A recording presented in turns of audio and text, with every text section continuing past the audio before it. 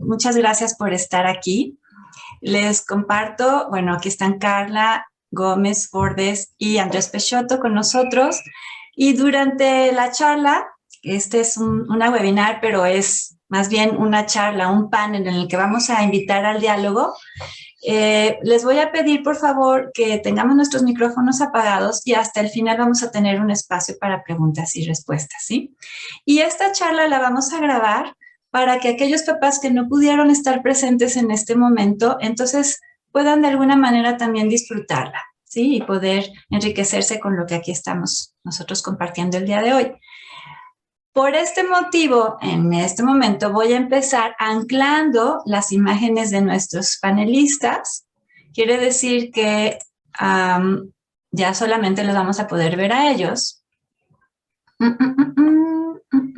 Ahí voy, ¿eh?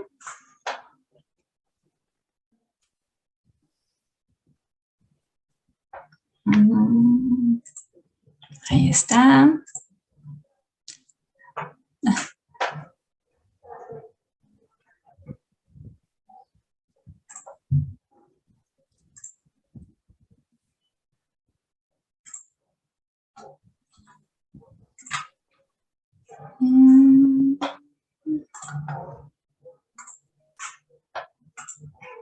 Ok, estoy aquí terminando de acomodar porque luego Zoom nos presenta nuevas formas y necesito que este vaya quedando así.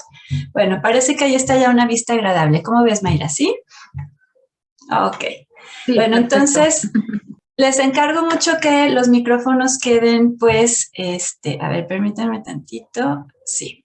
Queden cerrados, tienen la posibilidad de abrirlos, pero hay que mantenerlos cerrados. Y Mayra nos va a estar ayudando como coanfitriona. Si necesitan algo, lo pueden escribir a través de nuestro chat o de la misma manera, si van teniendo alguna pregunta que quieran ustedes ir registrando en el chat, pueden escribirla también.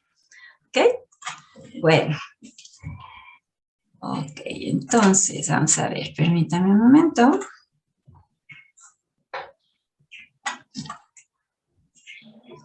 Bueno, pues iniciamos entonces. Muchas gracias a todos por estar aquí, por dedicar un tiempo para su formación y dedicar este tiempo valioso para poder acompañar de alguna manera también a sus hijos con nuevas herramientas en todo el proceso de crecimiento con ellos. Y bueno, esta conferencia digital, este panel, lo nombramos La ética y formación ciudadana en el mundo digital, un reto que empieza en casa.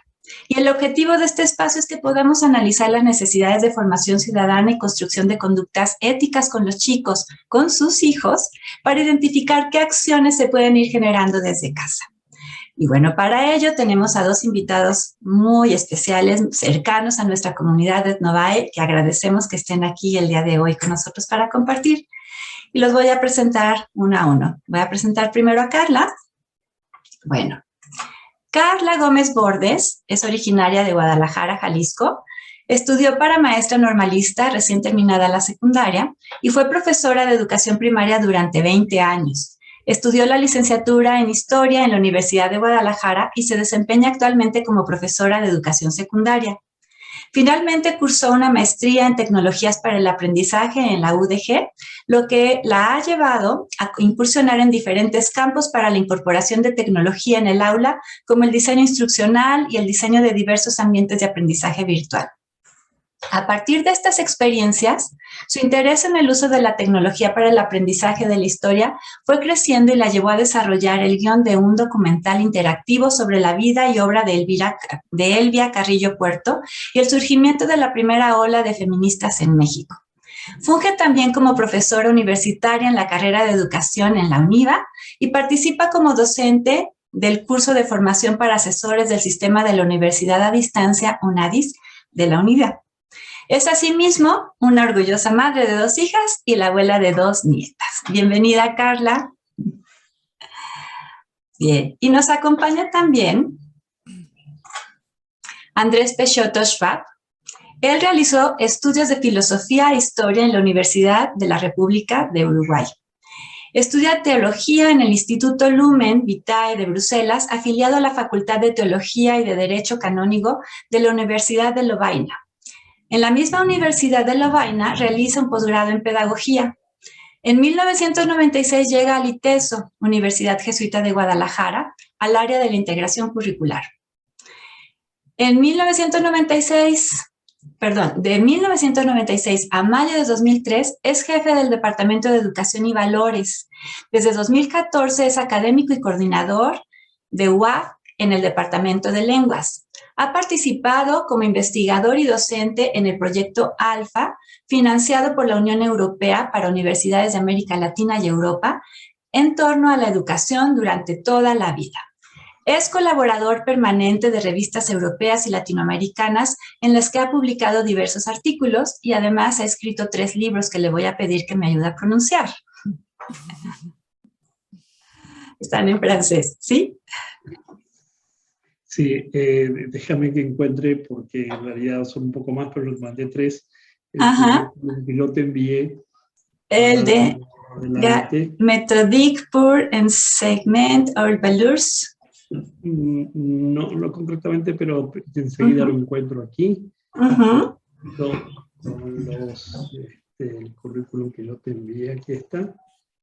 Y, en fin, es un asunto menor porque no creo que se encuentren en las librerías así en Guadalajara, pero si quieren puedo yo ayudar a encontrar copias, con mucho gusto. Rápidamente se está abriendo.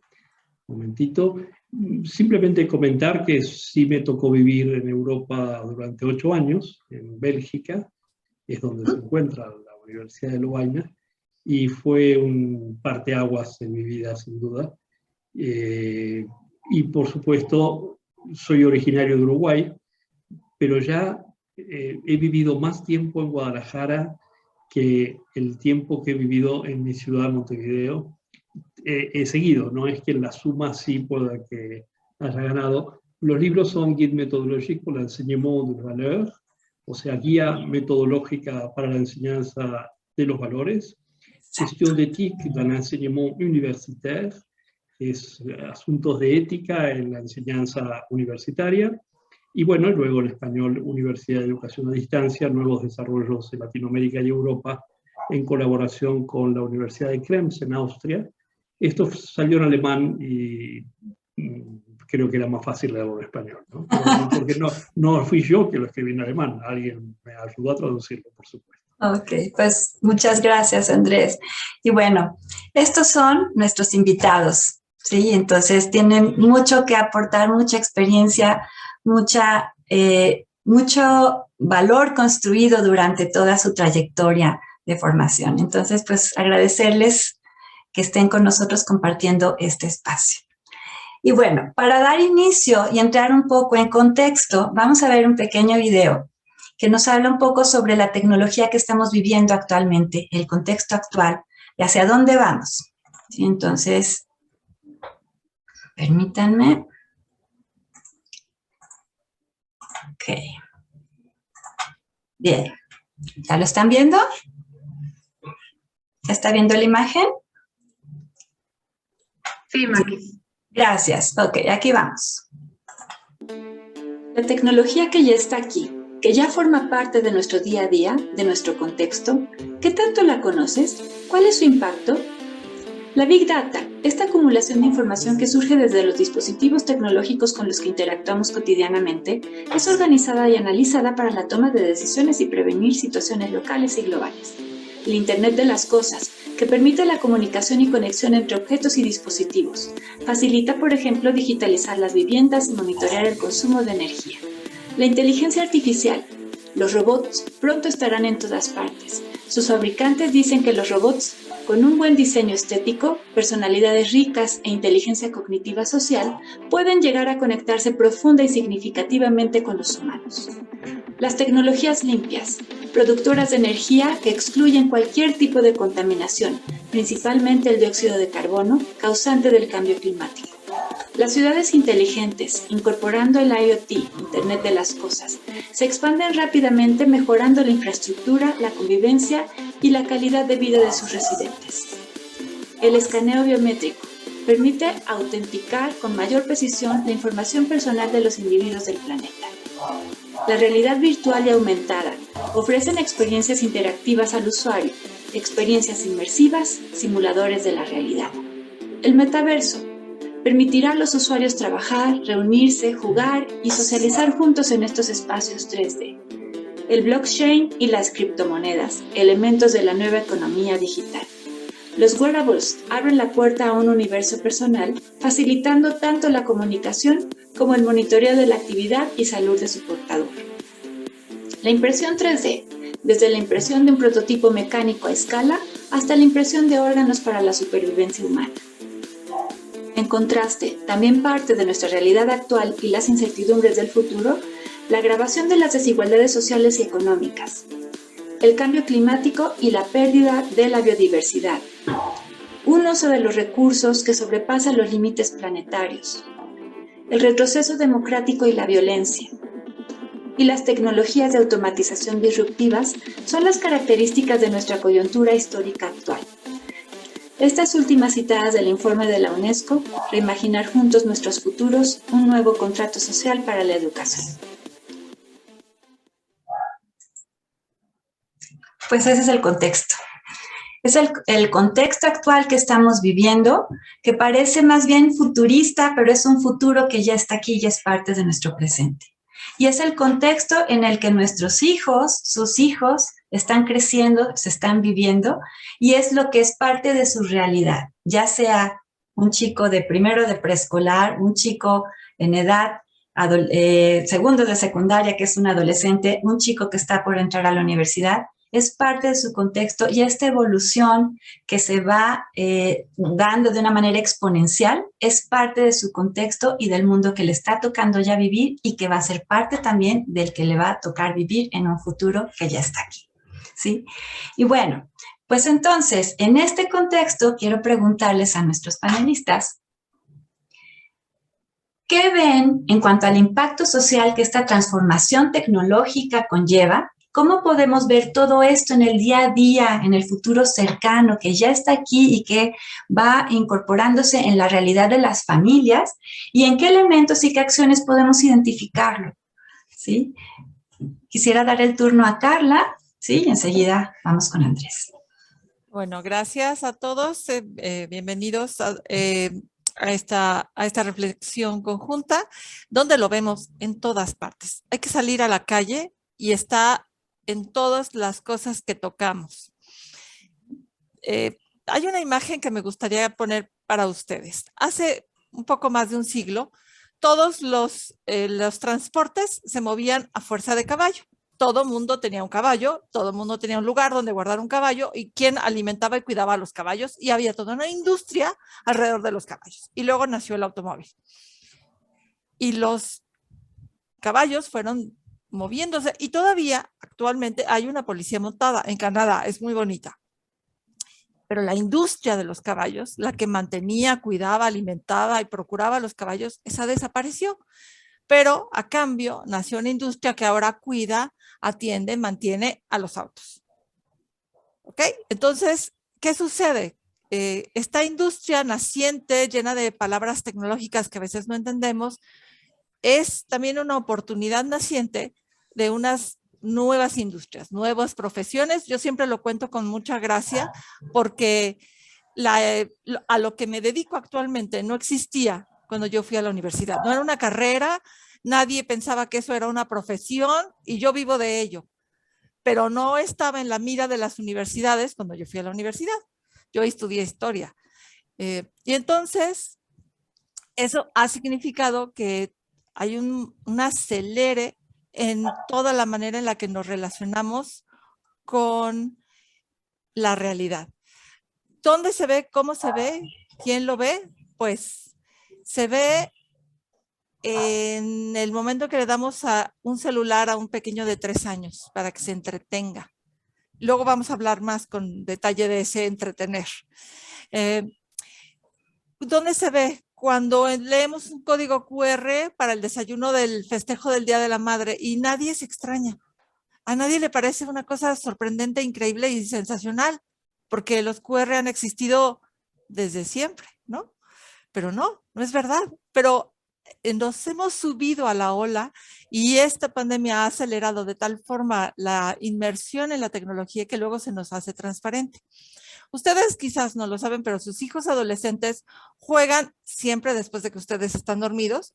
Ups, no se los debía decir, en un juego que está conectado a internet, que guarda sus datos y que además les propone nuevos juegos y nuevos equipos de juego y nuevos compañeros de juego conforme a sus habilidades, conforme a lo que van desarrollando. ¿Por qué? Porque tiene un lector Big Data. Y entonces los va haciendo un trayecto inmersivo que cada vez los mete más profundamente en el juego en la medida en que puede leer sus hábitos de juego, el tiempo que juegan, la duración de estos juegos y cuánto dinero gastan. Porque, ups, a veces creemos que si no lo veo no sucede, pero está sucediendo. ¿Cuándo sucede? Cuando le compramos a un chico un celular, un equipo, un teléfono, un reloj que cuesta el equivalente a un salario mínimo. Porque él no puede hacer el match. Porque no puede ver el precio, el costo y entonces el valor de algo y entonces lo estrella. Se me rompió un iPhone 13 de, ¿cuánto cuestan ahora? ¿20,000 pesos? Entonces, ¿dónde lo vemos? En todas partes, pero hasta ahora lo hemos visto de una forma invisible. Lo que hay que hacer es desinvisibilizarlo, hacerlo visible, reflexionar sobre él, porque eso nos lleva a tomar decisiones como adultos formadores. ¿Qué queremos que nuestros alumnos e hijos hagan? ¿Qué queremos que aprendan? ¿Qué queremos compartir en la tecnología y qué no? Está tan presente que universidades europeas y norteamericanas, como parte del proceso de admisión, revisan los perfiles sociales de los alumnos, de los futuros alumnos. Hay empresas que revisan los perfiles de los futuros empleados, porque hay también una zona gris en donde eso no está regulado.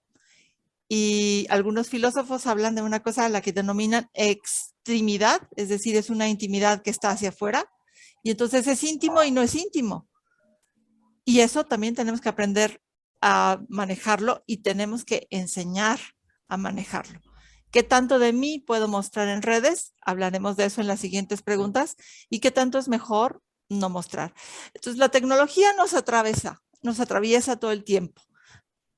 Lo que hay que hacer es dejar de verla de forma invisible y empezar a reflexionar cómo la acercamos a nuestros hijos y alumnos, cómo la dosificamos y también qué cosas sacamos de nuestras casas porque no nos están haciendo bien. Voy a callarme aquí porque yo soy una persona terrible y podría, o sea, soy terrible. Entonces vamos a dejar que el doctor Peixoto siga porque si no, puede ser una cosa espantosa. A ver, adelante, Andrés. Muchas gracias. Y también agradezco a los que están presentes, agradezco a quienes me han invitado y con mucho gusto estoy aquí con ustedes. A mí me gustaría esto mirarlo rápidamente desde una perspectiva del tiempo. Cuando no existía la escritura, ustedes dirán qué lejos me fui, pero cuando no existía la escritura, el único soporte de la comunicación era mi cuerpo. Exactamente mi cuerpo, mi voz, probablemente también mis manos, mucha gesticulación, mi voz, etc. A partir de, es interesante porque en ese momento era muy importante la memoria. Por eso eran muy importantes las personas mayores, porque un anciano era un libro abierto, ¿no? Si moría un anciano, se llevaba toda una memoria que estaba en una persona concreta. Cuando surge la escritura, 500 años y 1000 antes de Cristo, diferentes tipos, modos de escrituras, etc., ya se empieza a perder una primera parte de la memoria, porque empieza a haber un soporte exterior al ser humano, que es el escrito, aunque por supuesto eran manuscritos que había que conservar y cuidar, las bibliotecas no eran para prestar libros, sino para guardarlos y esconderlos. Lo tenemos claro en el libro aquel famoso de Humberto Eco, El nombre de la rosa. Y eso generó un cambio, un trastorno, una crisis impresionante en la humanidad. Nacen las ciudades, las ciudades son hijas de la escritura, porque son hijas de códigos, código de Hammurabi, por ejemplo. Nace la moneda exige la escritura, porque necesita una impresión. Por lo tanto, eso cambia totalmente el comercio humano a través del trueque, etcétera, pasa a ser a través de la moneda. Y nace, y eso quizás lo que más nos tendría que preocupar en este momento, nace la educación a través de los griegos con la paideia. La paideia griega nace con la escritura. ¿Sí? El maestro que cuenta con un elemento exterior a él que permite comunicar a estudiantes que no tenían nada, que no sabían leer ni escribir, porque no había qué leer ni qué escribir, pero tenían una gran capacidad de memoria. Esto puede hacernos recordar rápidamente, todos conocemos la historia de Sócrates, que se negaba a manejar la escritura, y era su capacidad oral, y luego Platón, que recoge con los diálogos, los mismos diálogos de Platón, qué es lo que Sócrates había dicho. Y le pide a alguien que estuvo presente, y esa persona era capaz de recordar, punto por punto, coma por coma, todas las palabras que Sócrates había dicho. Eso lo hemos perdido. Lo hemos perdido por completo cuando a partir del siglo XV, ya con el Renacimiento, surge la imprenta. Con la imprenta ya no tenemos ni siquiera que memorizar, porque el libro pasa a ser accesible a todos. Y eso genera también una enorme cantidad de crisis en la humanidad, cambio de las ciudades, el comercio de Venecia, el papel moneda, el cheque, el banco, etcétera, surge en ese tiempo, y también una crisis en la educación. Los grandes tratados de educación empiezan a nacer allí. Entonces, creo que acá hay algo muy importante. Estamos viviendo otro cambio de soporte. Así como el primer soporte fue la escritura, el segundo soporte fue esa escritura impresa, ahora estamos viviendo otro soporte. Es un soporte absolutamente nuevo en la humanidad, que es el mismo por el cual nos estamos comunicando ahora, a través de la computadora, a través de la externalización. En este momento, ustedes no me están viendo a mí, están viendo una imagen de mí. Yo estoy siempre a través de un soporte comunicándome con ustedes. Eso ha generado una total pérdida de memoria. A ver, es muy fácil. ¿Quién recuerda el número de teléfono de una amiga, una persona? A mí a veces me pregunta el número de teléfono de mi esposa y me da vergüenza no saberlo. Porque yo en el celular aprieto algo y aparece mi esposa mágicamente. Eso es cotidiano. Eso es cotidiano y eso lo viven todas las edades. ¿Sí? Y por supuesto, cuanto más chicos son, con más razón porque han nacido en ese mundo. Nosotros nos hemos tenido que ir incorporando a ese mundo. Al nacer la memoria, vuelve a nacer, al perder la memoria, vuelve a nacer una nueva crisis de la educación. Y es la que estamos viviendo. Y como estamos dentro de ella, es muy difícil explicitarla, es muy difícil encontrar la manera de objetivarla. Pero sí podemos afirmar, creo que sin temor a equivocarnos, que estamos viviendo la mayor crisis de la historia de la educación. Y esa crisis viene justamente acompañada de un nuevo soporte que tenemos que aprender a manejar y que todavía no sabemos manejar. Yo decía a mis alumnos, doy clase en universidad, quizá a diferencia de muchos de ustedes, pero finalmente todos damos clases. Yo le decía a mis alumnos, en este aparato yo tengo la posibilidad de tener más información que la que tenía el presidente Bill Clinton cuando fue presidente de Estados Unidos. Y sin embargo hay personas que con este aparato lo único que hacen es chatear con algún amigo. Fíjense ustedes la desproporción de la potencialidad que tiene este aparato y el uso que se le da. Aquí quizá podemos discutir si esto es recomendable o no prohibir en las escuelas el uso de los teléfonos celulares, de otros equipos, etc. A lo mejor me reservo mi opinión, pero si me la preguntan después la digo sin ningún problema. Porque justamente ese es el mundo que estamos viviendo. Y creo que ahí sí me pareció entender que nuestra compañera Carla, disculpa que te trate con la familiaridad que te estoy tratando, nos estamos conociendo, aunque nos vimos un ratito antes, ya nos conocemos un poco más atrás. Me pareció escuchar que justamente hay que ayudar a las nuevas generaciones a aprender a manejar lo que todavía nosotros no sabemos manejar. Esto es lo más difícil. ¿sí? Nosotros estamos incorporándonos a un mundo que es más de ellos que nuestro, y sin embargo podemos tener, por nuestra propia experiencia humana, por nuestra propia experiencia de acceso al conocimiento, etcétera, una perspectiva que en la inmediatez del uso de los equipos, ahí también nuestra compañera decía que muchas veces se les da para distraerlos a los niños más pequeños un equipo para que jueguen, se entretengan, etcétera. Eso es bueno, eso es malo. No sabría contestarlos ahora, no entraría en la polémica en eso mismo, pero sí es un hecho constatable, ¿sí? Y ese hecho constatable genera una nueva generación. Cuando yo le conto a mis estudiantes de universidad que mi tesis de licenciatura la hice con una máquina de escribir y que lo más avanzado que encontré en ese tiempo es que era eléctrica y que, por supuesto, cuando yo apretaba iba un poquito más rápido que las anteriores y no había que hacer tanta fuerza.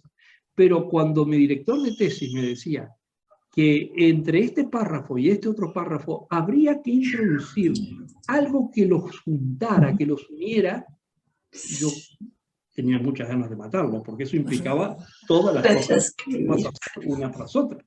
Hasta que cuando vi la primer computadora, la persona en computer, las computadoras ya existían, pero no las teníamos en lo personal. Yo dije, podría haber hecho en una semana la tesis que tardé 6 meses en hacer. Y mucho más cuando me pasó eso en Europa. Podría haber recorrido y ser en este momento un gran experto en la geografía europea, pero no, estaba encerrado haciendo mi tesis. Entonces, este es el mundo en el cual hoy estamos viviendo. Un mundo que, por supuesto, genera incertidumbre porque no hemos tenido ninguna experiencia similar en toda la historia de la humanidad. O sea, las experiencias que yo les he mostrado al comienzo de la escritura, el comienzo de la imprenta, sí son experiencias innovadoras que generaron una crisis, pero son experiencias muy diferentes a las actuales. Esta pérdida de memoria, y termino con algo muy breve para darle nuevamente la palabra a mi compañera y a los organizadores. Mi abuela, que era francesa, tenía una gran devoción por el santo patrono de París, Saint-Denis, o San Dionisio se traduciría en español, pienso yo, aunque creo que todo el mundo lo conoce por Saint-Denis o algo así, Saint-Denis. En ese momento París no se llamaba París, era fundada por los romanos, se llamaba Lutecia, ¿no? Bien, Saint-Denis estaba hablando, era un obispo de la Iglesia Católica que estaba prohibida por el mundo romano, oculto, con un grupo de cristianos a quien vaya a saber qué les decía, y como pasa con la ley de Murphy, ¿no? Lo que puede ocurrir va a ocurrir, ocurrió. Los romanos irrumpieron en esa sala, furibundos, entraron los gladiadores y le cortaron la cabeza a Saint-Denis. Eso me lo contó mi abuela y además después lo comprobé en historias en la propia Francia. Saint-Denis se agacha, recoge su cabeza. Yo le decía a mi abuela, pero ¿cómo hizo? Pero tú no crees, es el milagro, ¿no? Y mi abuela se enojaba con eso, ¿no? Y recoge su cabeza y la pone delante de su pecho. Uno lo puede ver eso en el Saint-Denis, es un barrio al norte de París, donde está enterrado, donde está enterrada la mayor parte de los reyes de Francia, y hoy está esa estatua, ahora si tuviera mano se las mostraría, donde está sin cabeza, con la cabeza puesta en su... Bueno, si nosotros hoy recordamos que en nuestra cabeza tenemos nuestra enorme capacidad de memoria, que siempre tuvimos, nuestra enorme capacidad de imaginación, que siempre tuvimos, y nuestra enorme capacidad de creatividad, eso hoy ya no está en nuestra cabeza, está en la computadora. Entonces, cada mañana, cuando uno enciende la computadora, yo creo que deberíamos rezarle a Saint-Denis, porque tenemos la cabeza delante nuestro y no acá. ¿Qué es lo que nos queda en el cuello? ¿Qué es lo que nos queda arriba? Bueno, yo creo que eso es una magnífica noticia y para algunos una terrible noticia. Nos queda la capacidad de volvernos por primera vez en la historia inteligentes. No aprender más de memoria, porque eso lo tiene una máquina, externos a nosotros, sino aprender a usar eso que ya tenemos. Por primera vez en la historia la educación no es memorización. Bueno, yo creo que esto es una excelente buena noticia. Por supuesto genera incertidumbre de futuro, cómo se hace, cómo se pone en práctica esto, es toda una historia, pero si no lo hacemos, nos pasa por arriba, ¿no? Yo creo que la realidad va más rápido que las instituciones que muchas veces nos han de alguna manera preparado para vivir otra realidad que ya no vivimos. Muchas veces las escuelas, las universidades, que yo a veces llamo campos de concentración del conocimiento. El conocimiento hoy está mucho más fuera, o digamos fuera de los contornos de una universidad. En este momento nosotros tenemos la posibilidad de acceso como nunca a conocimientos inesperados, y la gran pregunta es, ¿qué hacemos con ello? Sí. Entonces, ese es el gran desafío que tenemos hacia el futuro. Pero de esto podré decir algunas cosas más, agregando ya un aterrizaje más al tiempo que estamos viviendo al ratito, pero quiero devolver la palabra a que tan amable me prestó nuestra compañera. Sí. Yo no creo que la tecnología por sí misma sea buena, tampoco creo que la tecnología por sí misma sea mala. Creo que todo está en el uso. La bronca es que el uso se educa. O el quid de la cuestión creo que es que el uso de la tecnología, como el uso de los libros, como el uso...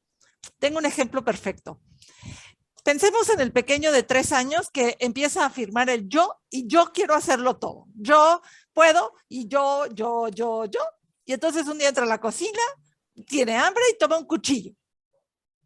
Y mamá dice, claro, tiene hambre, se va a cortar un pedazo de tocino, no hay ningún problema, ande usted con el cuchillo y córtese el pedazo de tocino. ¿Sí?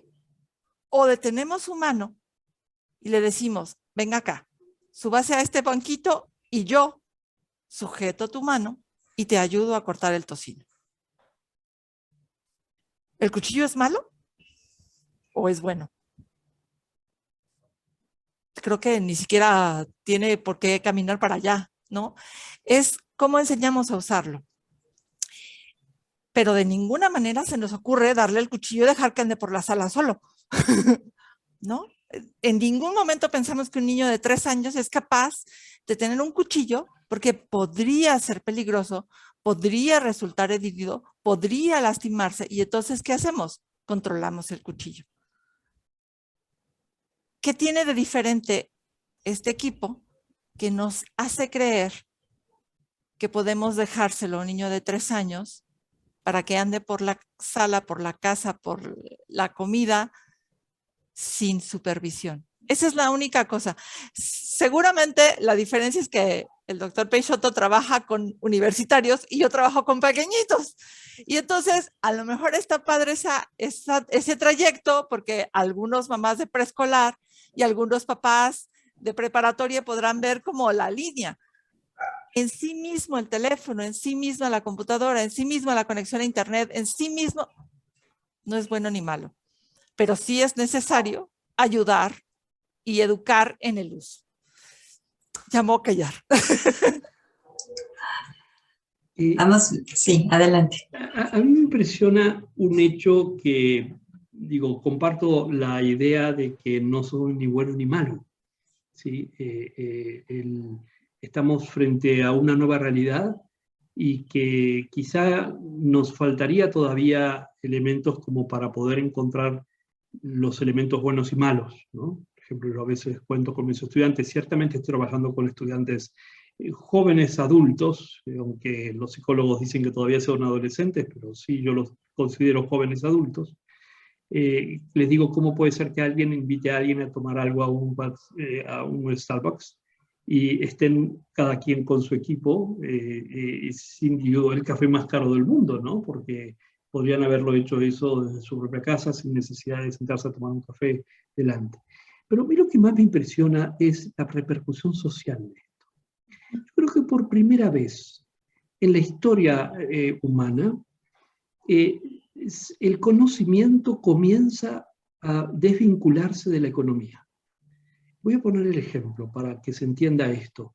O sea, ¿qué significa? Hasta hace no mucho tiempo, o todavía permanece residuos de esta realidad que creo yo está cambiando, el conocimiento dependía de aquellas personas que manejaban determinado capital. Un ejemplo, en México, quienes acceden a las universidades, a la misma escolarización, incluso las escuelas privadas, las escuelas públicas, son las clases más pudientes, con mayores recursos económicos, etc. Pero creo que esto está cambiando. ¿Por dónde veo yo el cambio? Permítame este ejemplo. Si yo tengo en este momento una persona al lado mío que tiene 1.000 pesos y yo no tengo nada, y yo le pido, supongo que tendrá una cierta dosis de confianza de que se los voy a devolver, que me dé esos 1.000 pesos. En ese momento, esa persona pasa a no tener nada y yo paso a tener 1.000 pesos. Eso es la economía. Pero si esa persona tiene el conocimiento del teorema de Pitágoras y yo no lo tengo, y se lo pido, me lo pasa, ambos tendremos el teorema de Pitágoras. ¿Sí? Y todavía con más claridad, porque me lo tuvo que explicar y lo comprendió de manera mucho más. Entonces, ahí se produce una decisión, por primera vez en la historia, creo yo, entre el conocimiento y la economía. Yo creo que esto para los papás, los que son papás, los que somos papás, ¿no? Es de hecho muy importante. La mejor herencia que podemos dar a nuestros hijos no es dinero. El dinero hoy cada vez vemos mucho más claro en el mundo que estamos viviendo, de crisis constantes a nivel económico y financiera. El dinero es volátil, desaparece. La mejor herencia que podemos dar es el acceso al conocimiento, la posibilidad de acceder al conocimiento. Y para eso, justamente ahí está la conexión con la profesora, es poner aquellos instrumentos que hoy tenemos delante al servicio y, tal cual, me gustó la imagen del cuchillo, poder acompañar, prefiero verlo de esa manera, poder acompañar a aprender a manejar todo, porque nos está pasando a nosotros también. O sea, ¿cuántas veces nosotros lo primero que hacemos al despertar, antes de dar el buenos días a nuestra pareja, ¿no?, es mirar cuántos WhatsApp cayeron en la noche? Más, yo viví en Europa, imagínense, toda esa gente está despierta desde mucho antes que yo me despierte, entonces me han mandado una enorme cantidad. Nosotros mismos no hemos aprendido a manejar todavía esta nueva realidad. Y por eso tenemos que acompañar a las nuevas generaciones que están manejando esto para que sea un camino de acceso al conocimiento. Transformar la información en conocimiento no es algo en automático. Es algo que se realiza en acompañamiento, en un proceso un poco más largo para explicar en este momento, pero que es la herencia que podemos dar a las nuevas generaciones. Cuando nosotros ya no estemos, se reirán de muchas cosas que dijimos y todo lo que no sabíamos hacer y lo que sabrán hacer esas nuevas generaciones que nos van a suplir, pero que por lo menos nos recuerden de que les dimos el camino, las herramientas para acceder al conocimiento. En ese acceso al conocimiento es fundamental el modelaje. La ética, la ciudadanía no se enseña discursivamente. Haz lo que hago, no lo que digo. Es decir, si tú te levantas y lo primero que haces es prender tu celular o te llevas el celular a la mesa, tu hijo está entendiendo que así se usa. ¿Qué le vamos a hacer? Haz lo que hago, no lo que digo. La ética no se enseña en el sentido discursivo, se modela. Hacemos cosas, nos relacionamos de cierta manera con las personas, con la tecnología, con los otros, y entonces eso modela. Está el... ¡Ay, qué triste que este par de historiadores se la pasa contando cuentos! Algo tenemos que hacer con los cuentos. Bueno, la Universidad de los Cangrejos estaba muy triste porque todos los cangrejos terminaban caminando para atrás. Y entonces implementaron una reforma educativa tremenda y hicieron 1000 cosas. Enseñaron a los profesores a caminar de lado y hacia adelante. Y sin embargo, no hubo modificaciones porque descubrieron, después de muchos años de intentar la reforma, que se les habían olvidado las mamás y los papás, y las mamás y los papás de los cangrejitos seguían caminando para atrás. Entonces, aquí está el puente, la familia y la escuela.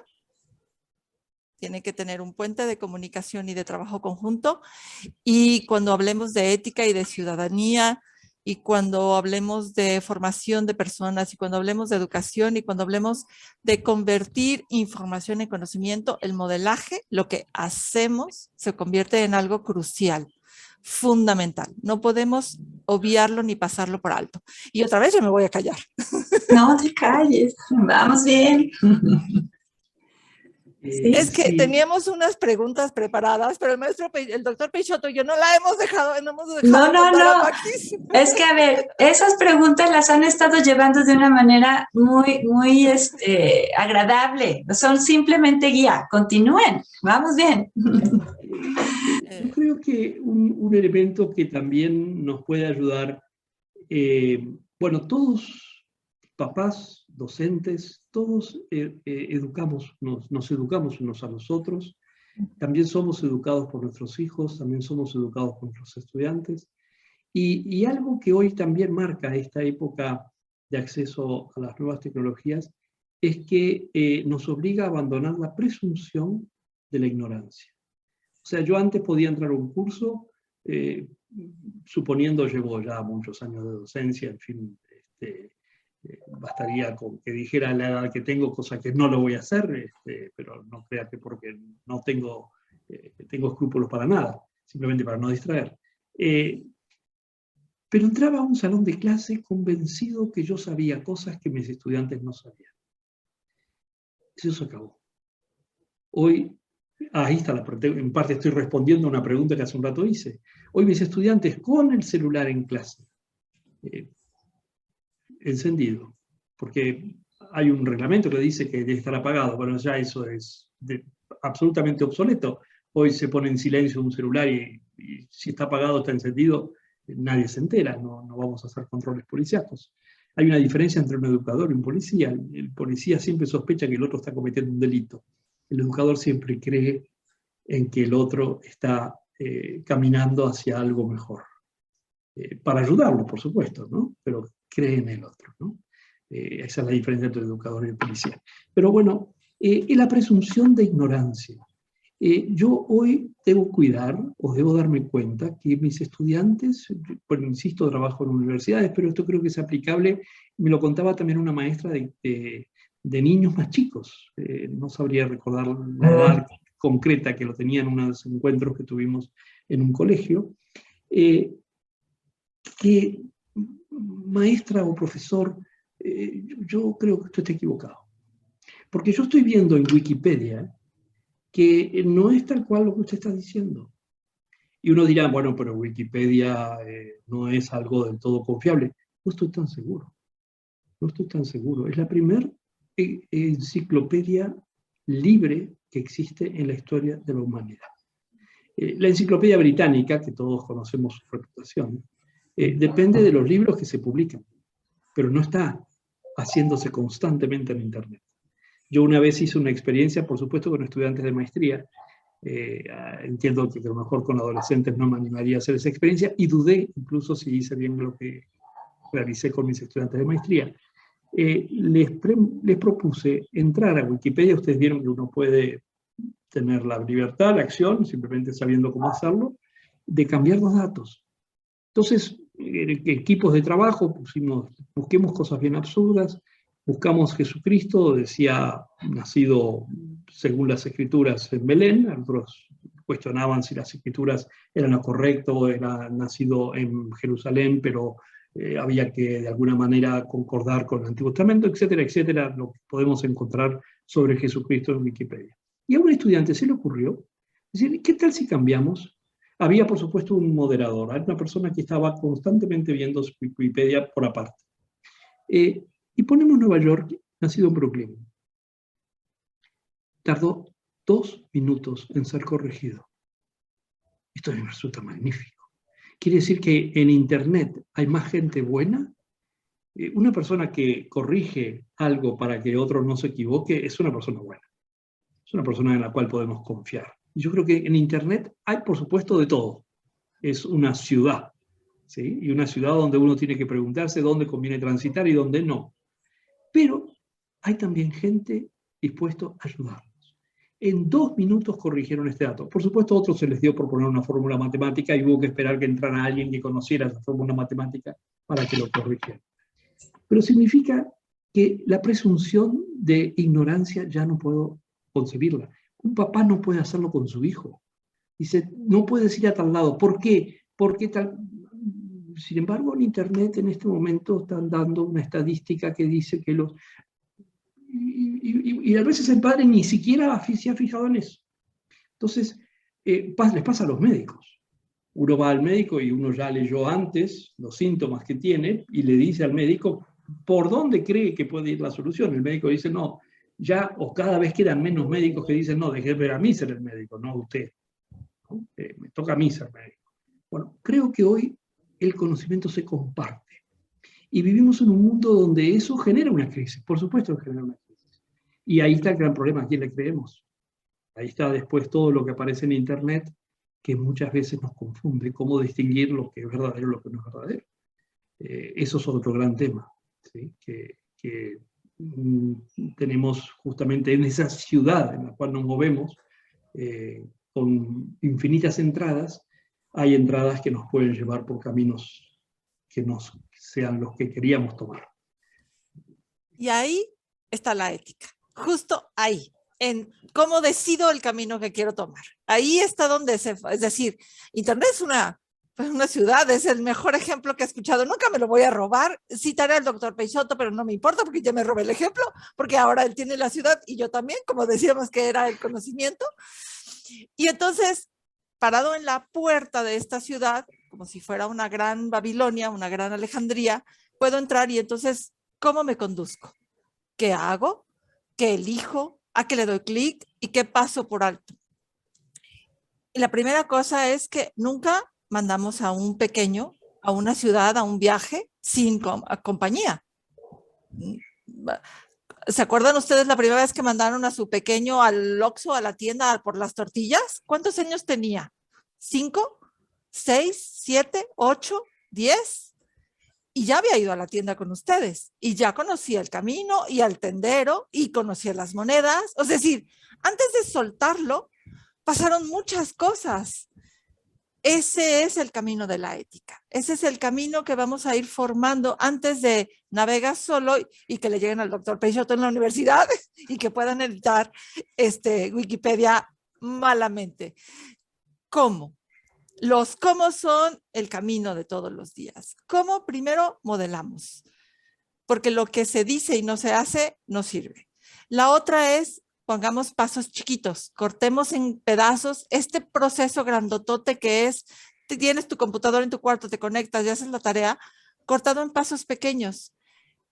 De la misma manera que usamos el cuchillo y de la misma manera que lo mandamos a la tienda, por dónde te vas a ir, qué vecino vas a saludar, a quién no debes saludar, en qué momento yo voy a ir por ti a la fiesta a las 3 de la mañana, sí o sí, porque yo digo, no importa que ya seas grande, voy a ir por ti. Y no te puedes quedar hasta las 6 de la mañana, te voy a ir por ti a las 11.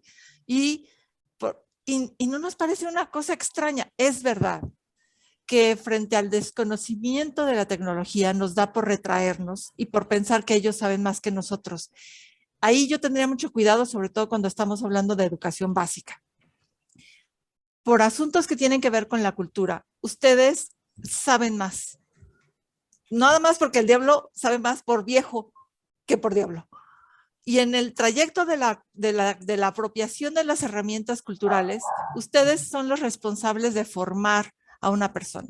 Y es verdad, y a mí me pasa, y yo tengo a mis alumnos con el celular encendido, y no lo tienen en silencio, que están consultando los datos, y eso hace una sinergia muy bonita. Pero habrá momentos en los que yo a mis adolescentes les digo, vamos a preparar el festejo del Día de la Madre, y todos hacen, ¡ah!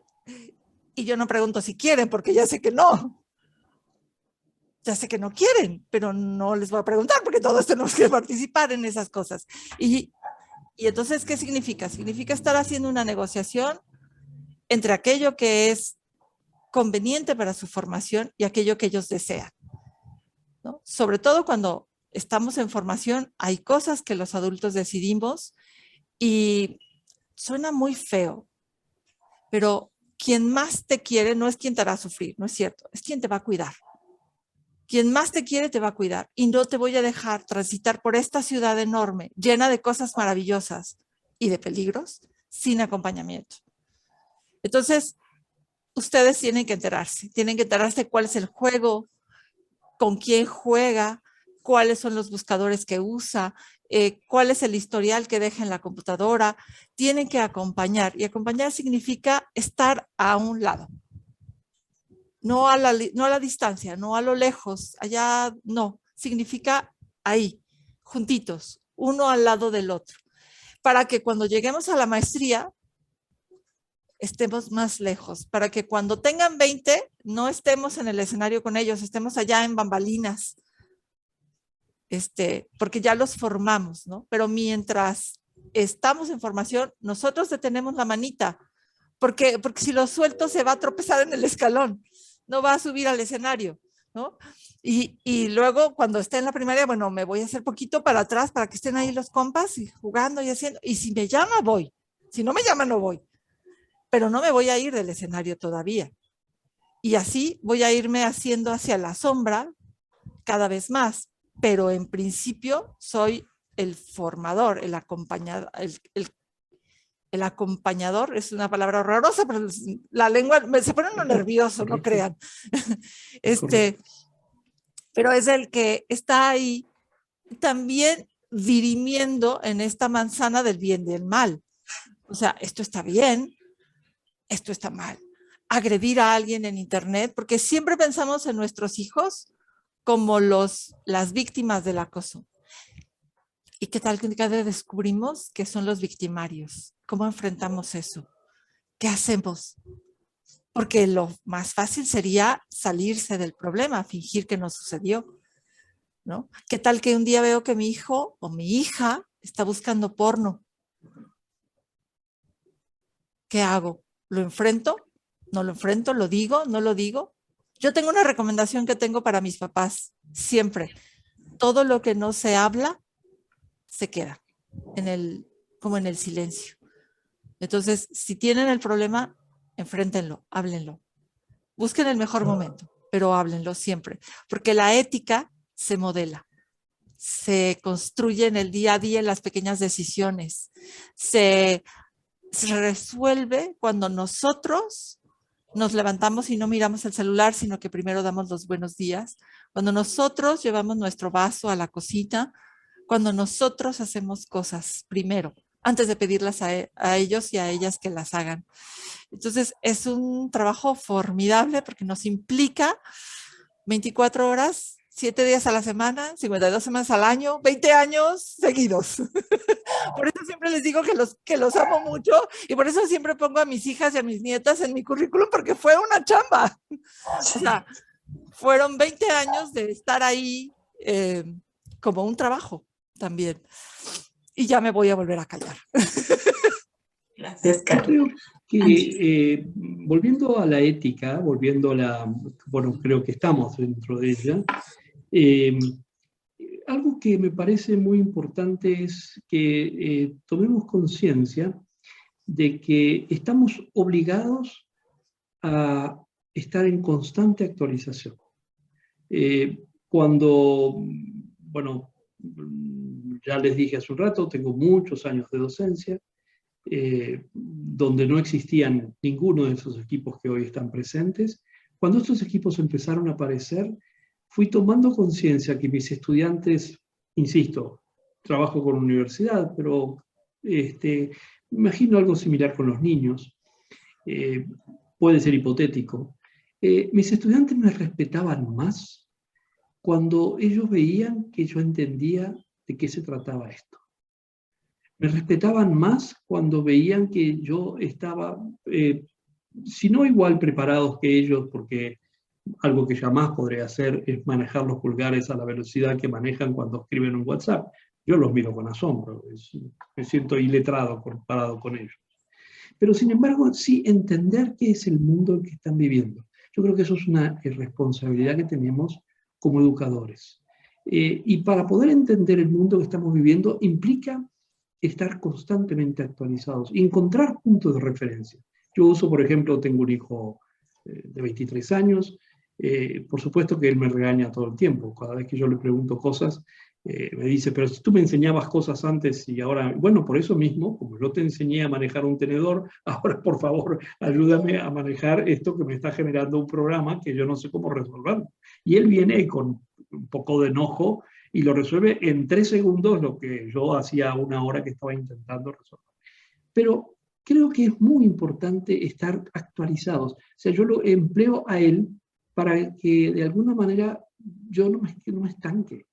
El día que me estanque, yo ya tengo que empezar a regar las plantitas, empezar a cuidar el jardín, ya no me puedo seguir dedicando a esto. Quien trabaja en la docencia, que trabaja en la educación, tiene que estar al día. A mí, así para terminar esta parte de intervención mía, me ayudó muchísimo y agradezco porque fue casual, porque ¿quién de nosotros podría prever en el 2019 que íbamos a vivir encerrados 2 años de pandemia? Ninguno. Ninguno de nosotros pudo prever eso. Y sin embargo, tuve la suerte, a raíz de un convenio que teníamos con las universidades europeas, de estar unos meses trabajando en la UNED, Universidad Nacional de Educación a Distancia en Madrid, que es quizá la universidad de educación a distancia más grande de Europa, y donde tomé conciencia, yo siempre era muy reacio a lo no presencial. Me parecía que lo humano se daba con el contacto directo y que si no, no existía la posibilidad de relación humana. Hasta que fui a esa experiencia que existe acá en México también. Muchos estudiantes mexicanos estudian en la UNED y tienen que simplemente en un semestre, con la pandemia eso se vio dificultado, tener una reunión presencial cada semestre en algún lugar. En Ciudad de México hay un local que permite eso. Y llega la pandemia. Y gracias a eso yo estaba preparado. No quiere decir que técnicamente ya tenía todo resuelto, pero tenía una sensibilidad al tema. Creo que tenemos que estar constantemente actualizados y actualizándonos y preocupándonos de estar lo más al día posible. Es imposible estar a la velocidad con que ellos, insisto, el ejemplo del pulgar tiene que servirnos para darnos cuenta que yo no voy a pretender nunca manejar los pulgares de esa velocidad. Yo imagino que en la evolución humana, si Darwin la tuviera que pronosticar ahora, el crecimiento de los pulgares en los futuros humanos va a ser impresionante. Y bueno, yo no tengo esa capacidad, pero sí tener constantemente una sensibilidad que entienda las nuevas tecnologías como yo intento enseñar en mis estudiantes, una externalización de lo humano. Todas las nuevas tecnologías son una externalización de lo humano. La técnica siempre fue eso, ¿no? Los lentes es la externalización de lo que mis ojos ya no pueden ver. El martillo es la externalización del puño y el antebrazo. El cuchillo que hablaba recién la profesora es la externalización de la palma de la mano. Y así, cada vez más complejo, y hoy hemos creado algo que de lo cual, a diferencia del cuchillo, de los lentes, que era algo que nosotros dominábamos para ser útil en nuestra labor cotidiana, ahora es al revés. Eso que hemos creado hoy nos domina. Entonces, ¿cómo manejarnos en un mundo donde algo que hemos creado para dominar el mundo hoy nos domina a nosotros? Yo antes organizaba mi trabajo. Hoy mi trabajo era bien organizado.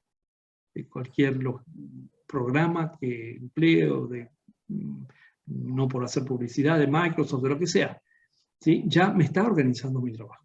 Entonces, yo creo que ellos tienen que entender que nuestro mundo no se aleja demasiado de ellos. Hoy vivimos en un mundo, y con eso termino, pido perdón, en donde hemos cambiado hasta el lugar donde vivimos. Porque si a mí me preguntan mi dirección, yo puedo decir, ¿sí?, una dirección, un nombre de una calle, un número, etcétera, pero en realidad yo ahí no vivo, o ahí no recibo la información que me necesito para vivir. La información que yo necesito para vivir, y ahí sí digo la verdadera, por si alguien quiere hacerme una pregunta posterior a esto, andres@iteso.mx, ahí es donde vivo. Así es. O 33, etcétera, etcétera, que es el WhatsApp, etcétera. Ahí es donde vivo. Lo que recibo de información en mi casa es propaganda de que me pegan, etcétera, y que después la tiro a la basura porque no me sirve de nada. Entonces, ese es un cambio enorme. La pregunta es si nosotros vivimos donde ellos viven. Yo les pongo este ejemplo y con esto termino y ya le doy la palabra. Compañera, si yo en mi oficina tenía alguien al lado, pegado a mi oficina, con el cual yo pasaba un lunes y no me preguntaba cómo me había ido el fin de semana, ni me preguntaba, es hipotético el caso, no ocurrió realmente. Y tenía un amigo en París que ya más temprano me había preguntado cómo me había ido ese fin de semana, qué es lo que había hecho, quién está más cerca y quién está más lejos. Eso es lo que ha cambiado. No es que las tecnologías nos acercan, sino que han roto la dimensión de distancia.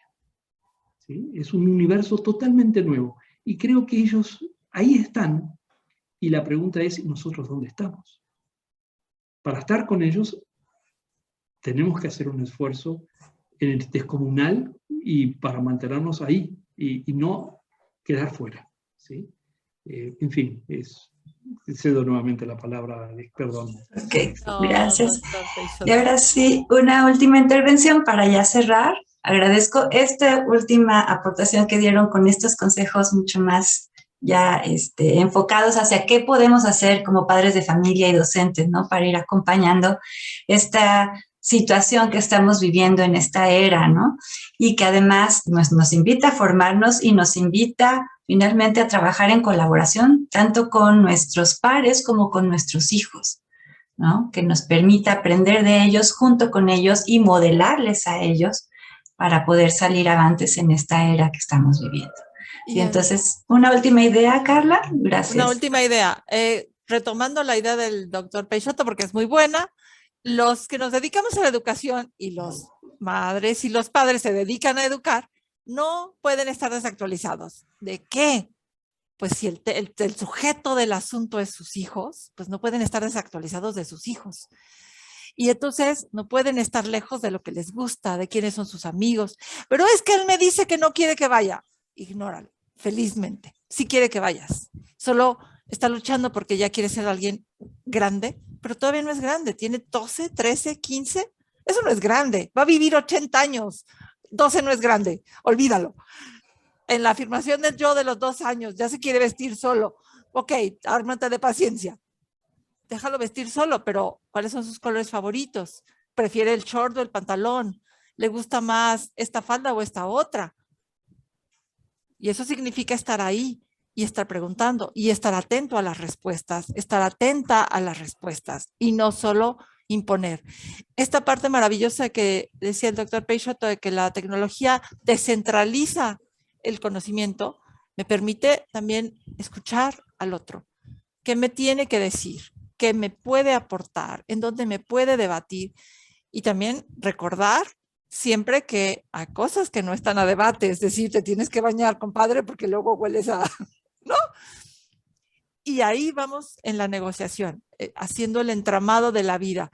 Pero lo que no podemos hacer es dejarlos que se vayan a la vida solos, solas. Eso no. Tenemos que acompañar siempre, porque esa es la responsabilidad del que educa. El que educa acompaña, modela, construye con el que educa. Es decir, no llegamos a imponer, hacemos equipos, recordando que nosotros somos el team leader, pero haciendo equipo. Y con esto significa, papás, mamás, que tenemos un montón de chamba.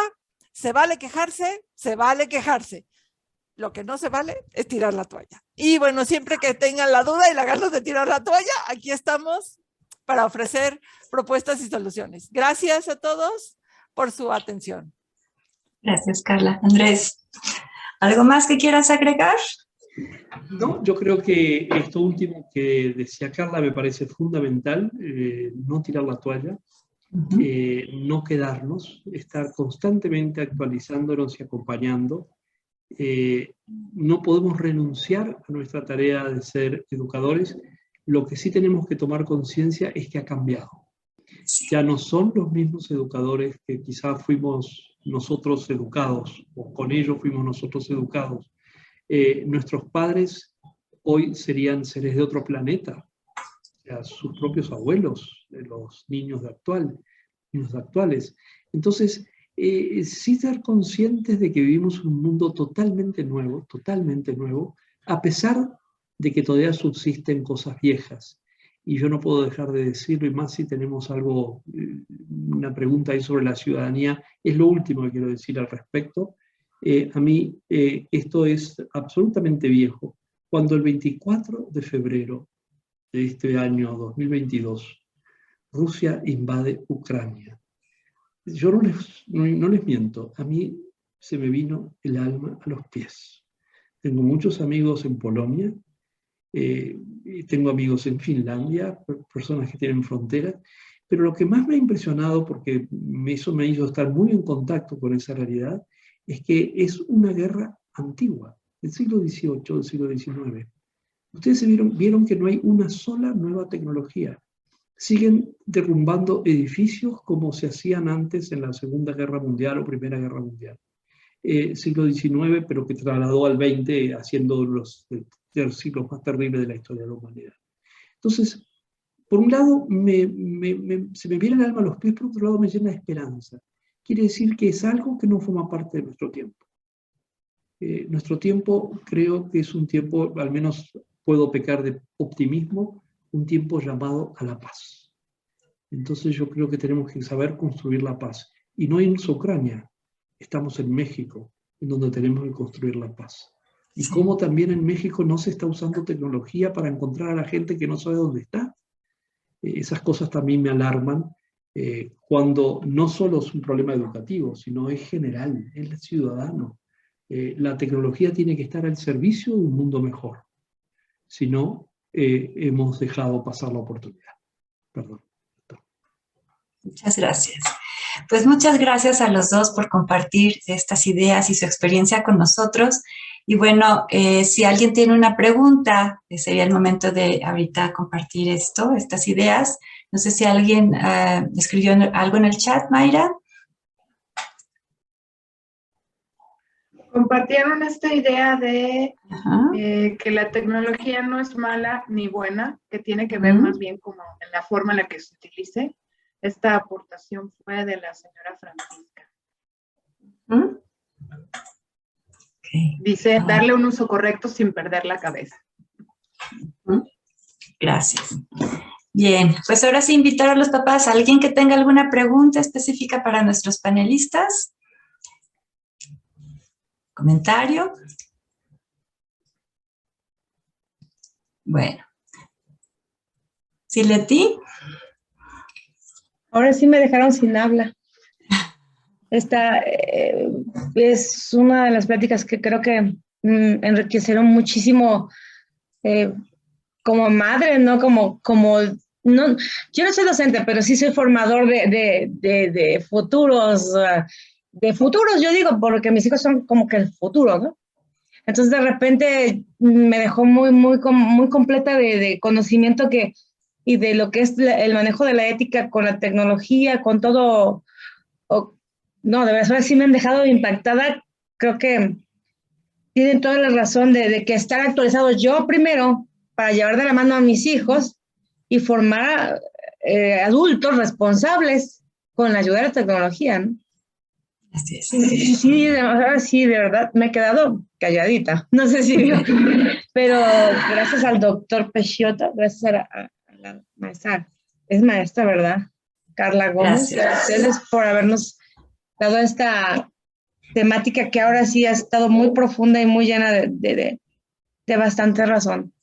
Muchas gracias. Hacer reflexión como padres y ser mejores también, como dicen, modelando exactamente, haciendo yo las cosas como quisiera que mis hijos a futuro se comportaran o lo hicieran o se educó. Y también que ellos forjaran después su familia y lo fueran llevando casi como una tradición. Gracias, Leti. Un legado. Muchas gracias a ustedes. Ok, gracias. ¿Alguien más? ¿Alguna pregunta?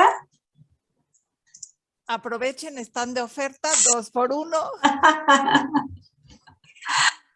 Bien, pues Agradecerles a todos. A ver, Ethel. Ethel, venga, Ethel. Pues mira, gracias, agradezco el estar aquí y poder convivir con algunos papás de familia de los dos planteles. Para mí es un honor pertenecer al personal de la Escuela Hispano y yo quiero compartir algo que compartí con mis chicos esta semana. Yo partí de que ellos son seres inteligentes y como seres inteligentes que son, deben propiciar que esa inteligencia crezca a todo su potencial. Por lo tanto, el uso de la tecnología debe ser de manera responsable. No permitir que el uso de la tecnología los aísle del mundo en el que ellos están inmersos y del que también van a aprender para poder crecer. Yo les hablaba esto en función de la nueva oferta académica que va a aparecer de manera muy, en poco tiempo, porque los tiempos cambiaron y las profesiones a las que se van a dedicar los hijos de muchos de ustedes que están aquí, aún no las conocemos. Aún no aparecen en esa oferta académica de las universidades. Entonces hay que estar atentos. Yo les invito a estar atentos porque de todo esto aprendemos. Gracias. Bueno, pues muchas gracias. Gracias por su intervención. Muchas gracias, Carla. Muchas gracias, Andrés, por haber compartido este espacio con nosotros. Y bueno, agradecer a toda la comunidad de padres de familia y educadores que están con nosotros este día para compartir estas ideas y este espacio de formación. Nos vemos en la próxima. Gracias, buenas noches.